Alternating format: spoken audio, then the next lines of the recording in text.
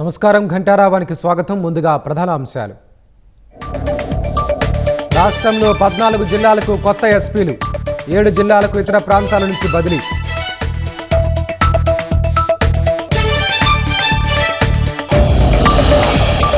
ప్రజల మధ్య వైషమ్యాలు సృష్టించే వారి ఉచ్చులో పడొద్దు, తిప్పికొడదామని జన సైనికులకు పవన్ పిలుపు.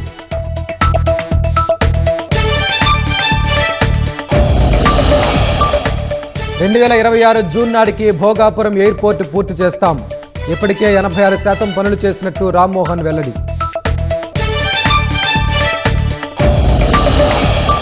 మణిపూర్ కొత్త అధ్యాయం ప్రారంభమవుతుందన్న మోదీ.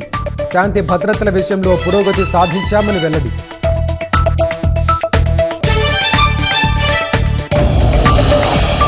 శ్రీశైలం ప్రాజెక్టుకు మళ్లీ పెరుగుతున్న వరద. 7 గేట్ల ద్వారా సాగర్కు నీటి విడుదల.